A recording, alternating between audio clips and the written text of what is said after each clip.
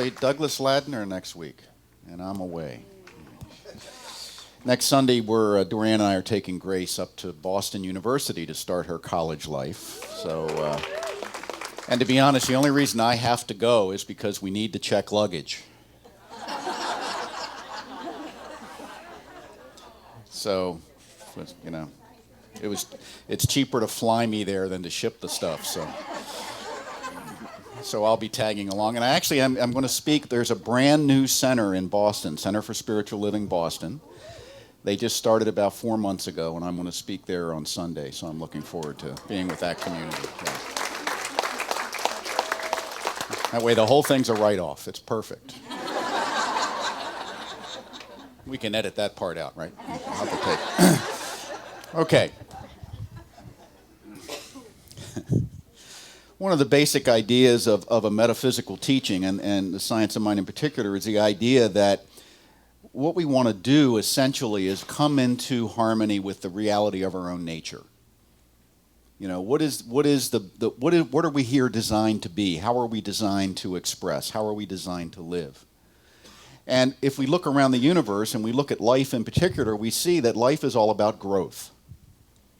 And that if you go out into your garden or just step outside here, you can see all the plants and everything, and the plants seem to know what to do. You know, if the seed gets planted, the intelligence within that seed contains everything necessary to direct the process of growing into that particular plant. And as long as the conditions are right and the soil gets moisture and the food is there and everything that they need, it grows. And life is really hard to stamp out. You know, you go places on Earth where it seems life would be impossible, and there it is, next to the deep water vents where this sulfurous boiling water is coming out. There's life there. I remember the first time I drove down through Big Sur when we were up at Asilomar years ago. I was amazed at the ice plants that grow up and down the hills and the cypress trees that are bent over from the wind along that rugged California coastline. You'd think, you know, how could anything grow here? And yet it does. And if you look at the plant world, you don't see a whole lot of anxiety. There aren't plant therapists. Well, there are humans that think plants need therapy, but if you think plants need therapy, you need therapy. Now we are a more complex organism than a plant. And we have this intellect thing, you know, that grows, that seems to operate primarily in the frontal lobes of our brain, that lets us think in a pretty free manner, which is both good and bad in a sense. And the bad part is that we can think away from our natural harmony. We can think thoughts that lead to us not growing, to us not deepening and expanding. So what we need to do is to learn and practice and train ourselves to direct our thoughts toward that which we would choose to be, that which we would choose to become. And the ultimate thing we all want is we all want to be able to give and receive love. We all want to be happy. And we all want to do something that's fulfilling in our lives. That seems to be a pretty common group of aspirations, you might say, for human beings. And we know that when we're in those places of harmony with those ideals, that our lives are working. It feels right. We blossom, as it were. And when we turn away from those ideals for whatever reason, we wither. So intentions are an idea that says, let me use my thought, the power of my thought, in a directed fashion to do for myself maybe what plants can do for themselves without thinking.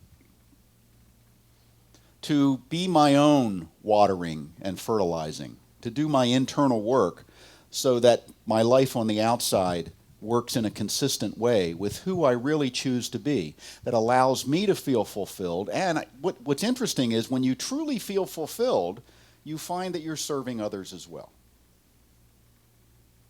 So that's what today is about. Kind of a small topic. We've been talking about thriving for a few weeks. We talked about sick, not sick. Most people are. They're either sick or not sick, which is not sick is okay, but it's not that great. And thriving is way over here. Thriving requires a significant departure from the patterns that keep us kind of stuck in patterns that aren't healthy or that don't work or work only occasionally. You know. So thriving requires clear intentions. I have to direct myself. I cannot depend on circumstances taking me to thriving. Because even if the right circumstances are there, if I'm in a sick, not sick mentality, I won't use those circumstances to thrive. I'll use them to stay here. Do you ever turn down something really good in your life and then wonder why? Well, it's because your consciousness wasn't in harmony with the possibility of thriving at that point.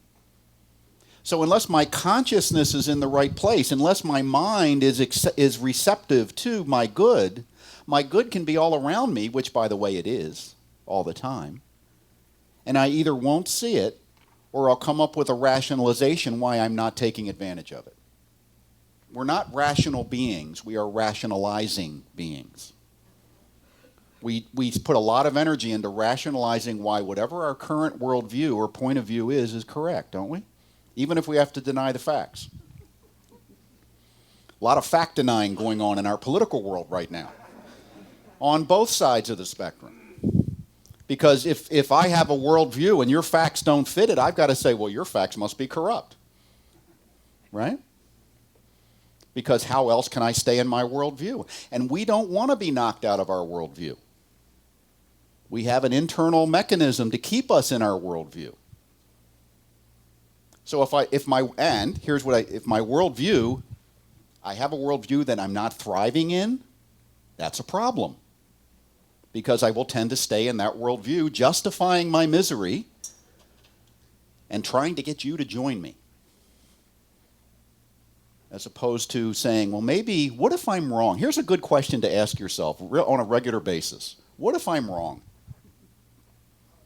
What if I've been influenced by people that were wrong? What if just none of this is true? Not to say it isn't, but at least to be in the question as opposed to being in the certainty of the answer. I've told a story before about a woman I worked with when I was at the center in Baltimore over a course of a year, and this woman was severely psychotic.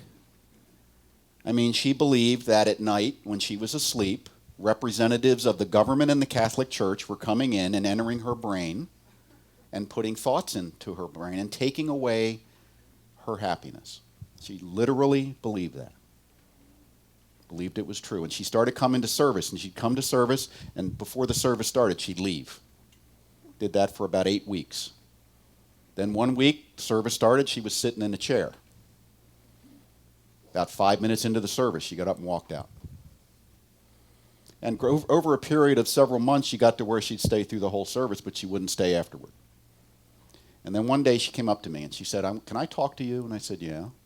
And we met. We started to meet. We met at McDonald's in the morning, once a week for a year. And she said, the first meeting, I think you're part of the conspiracy, but I don't know who else to turn to.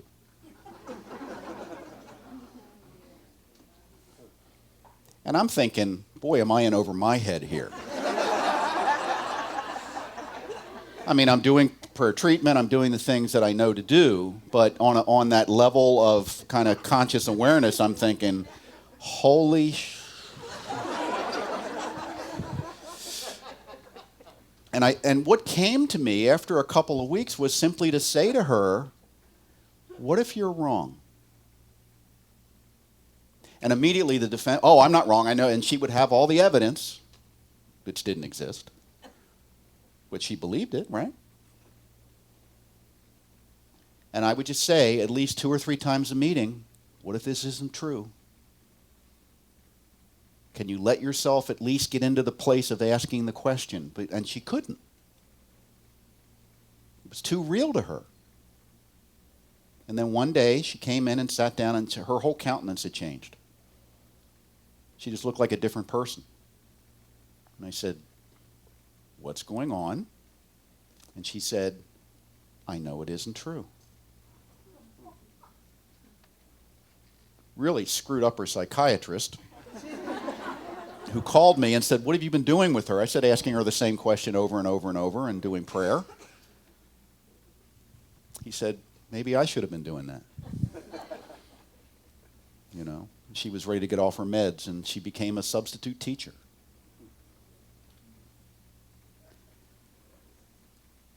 And you can say, well, that's a really extreme example, but I'll guarantee you everybody in this room holds to some irrational belief that you will not look at the evidence that's contrary to it.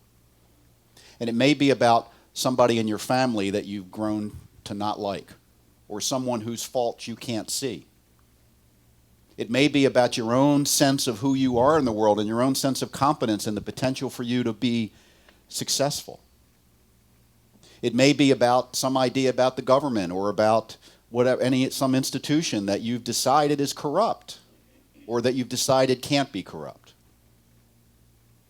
And if we don't if we don't say to ourselves once in a while, what if that isn't true? We can't even have a dialogue about it because our mind is made up and we're busy refuting the evidence against what we already believe. How much of your energy goes into refuting evidence against what you already believe? Now, don't get me wrong, strong beliefs are important. But strong beliefs in something that isn't true is deadly. That's the paradox in which we live. So clear intentions. And intention comes from the idea of involution. Involution, according to the Science of Mind textbook, is invoking the law, setting the law in motion, planting the seed of thought in the creative mind of the universe. You would say using your imagination to create ideas is involution. Involution is taking something and putting it into the deeper part of yourself. Evolution is how it then expresses outward. So we begin with thought. Thought is three-dimensional. We've talked about this. Thought is the words you think with, the images you use, and the feelings that accompany that. So the more feelings associated with a thought, the more powerful the thought is, the more impact it has within you. Okay? And then thoughts build beliefs. And, you know, often this is kind of where the lesson stops. We say we have to have beliefs that are consistent with our good, but you can believe something that isn't so. I'll guarantee you everybody in here is believing one thing at least that isn't so right now. Your task today is to figure out what that is and stop it. I guarantee we're probably believing hundreds of things that aren't so, where we had a misunderstanding of something someone said, or we misanalyzed some data, or we overheard a conversation but only a part of it and made up a story about it. Right? And don't you get upset when other people do that? You know? When you know somebody who believes something that isn't true and isn't that irritating? Of course, they think you're crazy for believing that what they believe isn't true. That's what they believe, which really proves they're crazy, right? There's something deeper than belief, and it's knowing. Knowing comes from experience. So when we have a knowing, we're actually operating from truth. The level of knowing. So now work with me here, because it's kind of a misty layer between belief and knowing in that subconscious or subjective mind. You're in a place within yourself, your subconscious mind, that doesn't have time or space. So these are just kind of ideas. But at the level of knowing, as we would define it, is knowing is that which I have experienced. And before I've actually experienced something, I can have a belief in it, but it's still just kind of a theory. Okay? So I think as a conscious process, and I can think anything, right? You can think anything. You can make stuff up. Right? You can think something that is proven to be untrue. There are still people on the planet that believe the planet's flat. Okay? And there are people that believe the next level of truth that's unfolding that you're not aware of, or I'm not aware of yet. And we would think they were just as crazy as the flat earthers if we heard what they believed. Right? So you can believe anything. You can believe something that's true or something that's not true or something that's partially true. So with my thought, I can create any kind of thought that might lead to my constructive behavior or my destructive behavior. So there's that possibility. Henry Ford said, thinking is the hardest work there is, which is probably the reason why so few engage in it. Well, we're always thinking. But are we thinking constructively? Are we thinking toward something? Are we directing our thought, understanding its power? Or are we just randomly thinking and reacting to what happens around us? Belief is a subconscious process. I don't know what I believe directly. I can see evidence of it, but I don't have direct access to my subconscious, hence it's called subconscious. If I had access to it, it would be called conscious. Very good.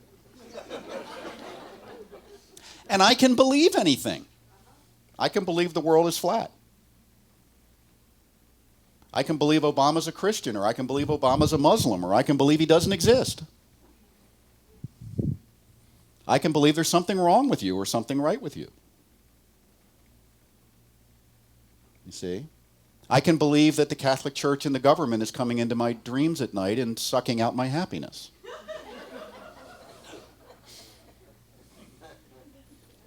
I can believe that. And what I believe, here's the important thing here, what I believe becomes the law of my life as long as I believe it, whether it's true or not. So if I believe something that isn't so, it doesn't matter that it isn't so, I believe it. And I will act as though it's true. Okay? And we see evidence of this all the time. We see it in individuals, we see it in groups and societies. You know, you can go back. I was just listening to, on the radio on the way in, there was a guy, there's an ethics column that's been in the New York Times Magazine for, 15 years. And this guy now has put his columns into a book about ethics. And they asked him, what is the most what was the one question that brought the most responses? And there was one, he says, usually get 200 to 300 people a week telling me I'm wrong. But in this case, there was one that brought in over 5,000 responses. And the question was this. The woman said, I need to sell my house, and I was going to hire a realtor, and I met this gentleman who just struck me as the perfect person. He was honest, he was forthright, he knew the market. I just really had a good vibe that this guy was the guy I wanted to do business with. And I said, okay, I'll hire you. And this is a woman, I stuck my hand out to shake his hand, and he would not shake my hand. He was an Orthodox Jew. And there's a religious prohibition where Orthodox Jews cannot touch someone of the opposite sex unless they're immediate family. And the question is, the woman had, should I do business with him? Because here's my concern. I value his religious belief, but I also have a belief that I'm a worthy person. And I value my feminist ideals. And I don't believe I should be treated as a second-class citizen by someone I'm doing business with. And the ethicist's response was, just think of it this way. If you were black and he wouldn't shake your hand for being black, society wouldn't tolerate that in this generation for 10 minutes. Why should you, being a woman, be any different? And he got all kinds of people upset with him. You know, on both sides, actually taking both sides. But you see, that's the kind of things ethical questions are, is which, you have competing values, which value should be honored in a society or in a group? You know? So if you believe that man's religious convictions should be able to determine his values, then you would say, yes, you should do business with him. If you don't believe that, then you would say you shouldn't do business with him. And we're not all going to agree on that. But you see how your beliefs determine how you just heard that story. So beliefs can be in any direction. Hitler believed he was right. You couldn't do something like Hitler did. Human beings, one thing we know psychologically, a human being, you can't do anything that you don't feel is justified in the moment. So, we've had a few shootings lately. The people that did that had to feel justified in the moment, even though they may have known what they were doing was wrong at some level. In order to pull that, plan it and go and pull the trigger, you had to feel this is right. That's belief. So belief is very, very powerful. It governs how we live our lives. But there's something deeper. And that's knowing. Knowing is also a subconscious process. It's deeper. But I can know only that which I have directly experienced. And there's another way of knowing, too, that comes from within that we might call intuitive knowing. So, the example I usually give is, how many here have never been to Seattle? Okay, a few of you. Okay. Well-traveled group. That's good. Okay. Well, yet those that haven't been to Seattle would probably say, I believe Seattle exists. Right? If someone said, hey, you just want a week in Seattle, all expenses paid, you'd probably get on the plane. Right? But that's just a belief. What if Seattle might not exist? Everybody else might have just been fooling you. Remember the movie The Truman Show, where Jim Carrey was on TV, but he didn't know it, everybody was fooling him? Sometimes, you ever have those kind of dreams that's kind of what we fear, But once you've been to Seattle, that question wouldn't even come, oh, I've been there, it's great, or I don't like it, or whatever. So knowing means I've experienced it. When we have people that come into this teaching that have done spiritual mind treatment for themselves or others and had the experience of a healing, you can say they're at the level of knowing. And we have many in this room that are at that level within this teaching. If you haven't had that experience, it doesn't mean there's anything wrong with you. It just means you haven't had that experience yet. So the idea is to get to the level of belief. And once I'm at the level of belief, what happens? It becomes a law of my life, and I can use the technique, and then I can get to knowing, because once I'm at belief, it'll work. If I'm not at belief, it still works, it just doesn't work for me. Because it is done unto you according to your belief. Now, we want to be at the level of knowing, don't we? We want to have these experiences of the good of life. Sometimes you get into a place in your mind where I can't even imagine being happy. I can't imagine that this problem I have will ever be resolved. I can't imagine that this illness I have will ever go away.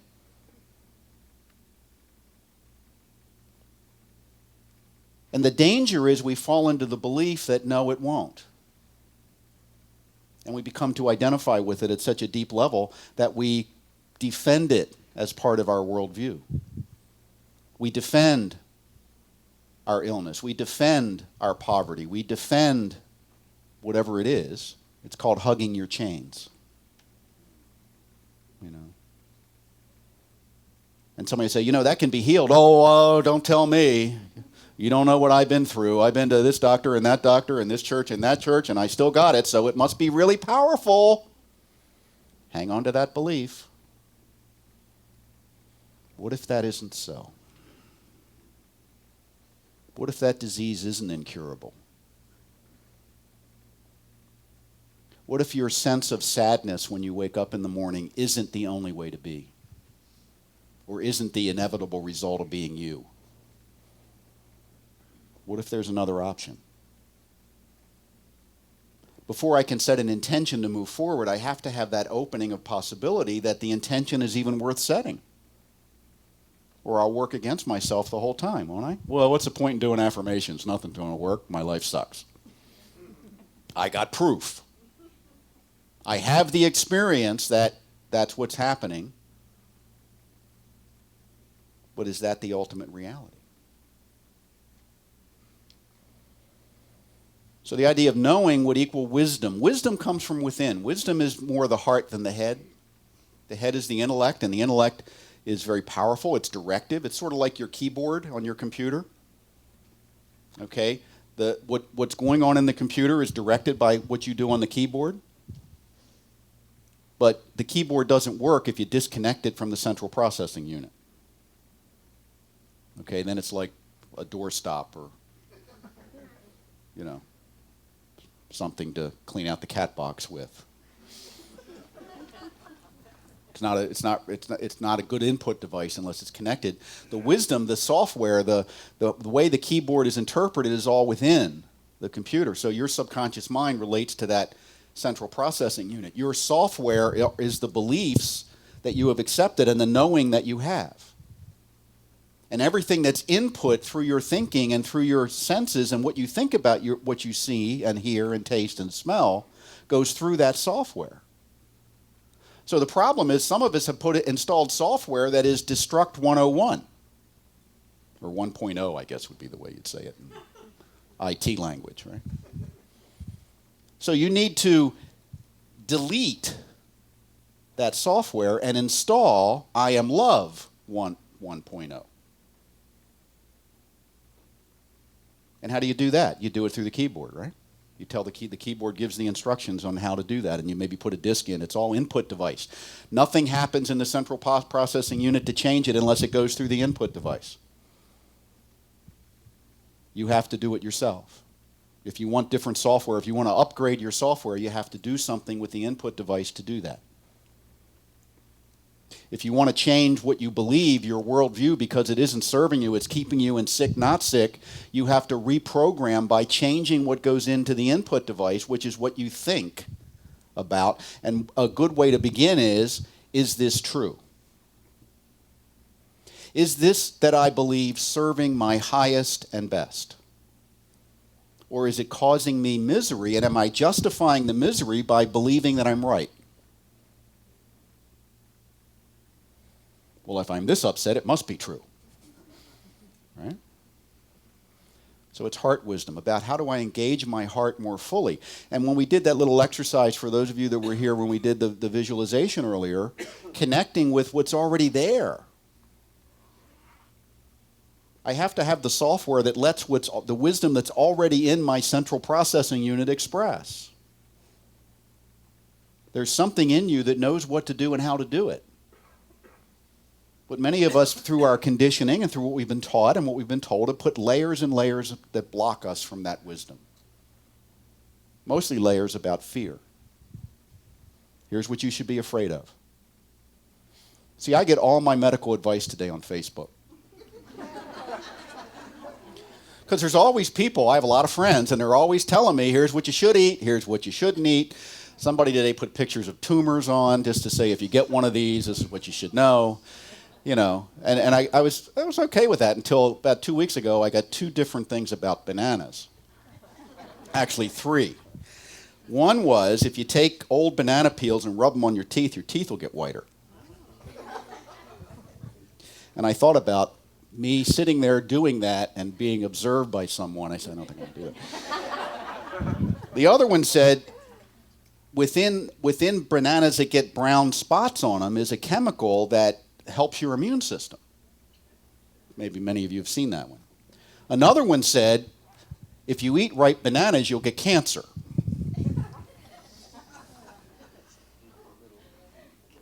I don't know what to believe. You know? So I talked to my naturopath, and he said, do you like bananas? I said, yeah, enjoy them.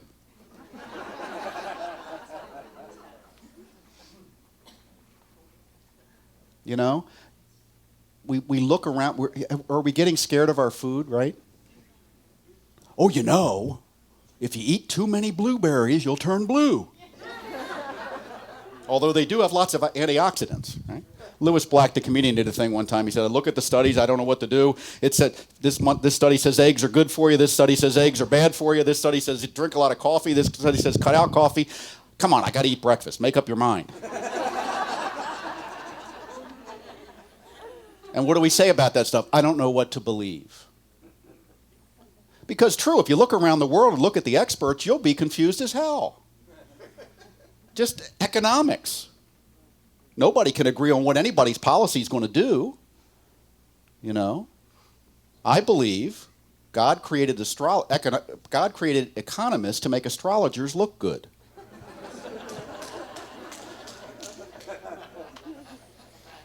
So what I have to do, here's what I have to do. I have to certainly be aware of what's in the world around me, but I have to make sure my interpretation mechanism is based on my inner wisdom.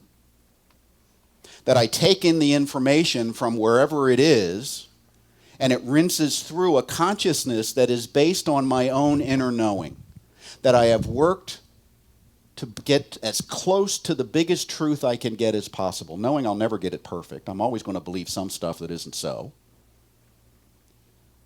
But I know I need to continually process internally to develop that sense of inner knowing.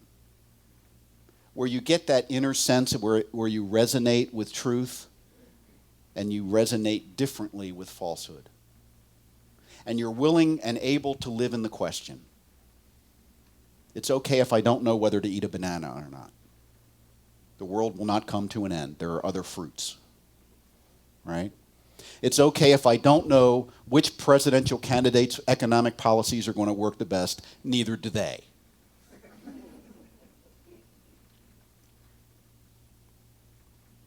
But it's not okay if I don't question the beliefs that are harmful to me, that are keeping me in a place of dysfunction.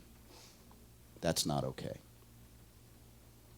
So let me use this great mind that I have, as well as the plants outside, use the intelligence that they have. To continue toward growth, to recognize that growth is my natural way of being, growth in awareness, growth in love, growth in the capacity to enjoy life, growth in the capacity to contribute. That's as natural to you and me as turning toward the sun is to a sunflower. And anything that's keeping us from doing that is dysfunctional. And only we can change the input to functional. And that's what I would encourage us all to do together and support one another in that process. So thank you. Oh, I have this one last thing. For an intention to actualize, it must be developed to the depth of knowing. So I want to work it deep into my system. What is your intention that you just came up with? That you want to actualize in your life. The deeper you get it into your system, the more clearly it will actualize. To everyone's benefit. Then you thrive. Thank you, and namaste.